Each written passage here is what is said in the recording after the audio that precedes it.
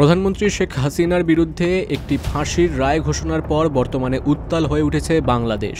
ওপার বাংলায় একদিকে যেমন মিষ্টি বিলি করে এই রায়কে উদযাপন করা হচ্ছে, তেমনি অন্যদিকে হাসিনার সমর্থকেরা ঢাকাসহ বিভিন্ন এলাকায় বিক্ষোভ, অগ্নিসংযোগ ও বোমাবাজিতে লিপ্ত হয়েছে।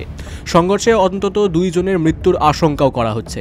বিক্ষোভের মুখে সাবেক প্রধানমন্ত্রী শেখ হাসিনাকে প্রত্যর্পণের অনুরোধ এলে ভারত সরকার কী পদক্ষেপ নেবে তা নিয়ে তৈরি হয়েছে কূটনৈতিক চাপ।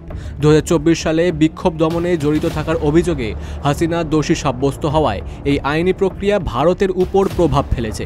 বিশেষজ্ঞদের মতে ভারতের প্রত্যর্পণ আইন 1962 অনুযায়ী যদি কোনো অনুরোধ রাজনৈতিকভাবে উদ্দেশ্য প্রণোদিত বা তুচ্ছ বলে মনে করা হয়, তবে কেন্দ্রীয় সরকার তা প্রত্যাখ্যান করার ক্ষমতা রাখে।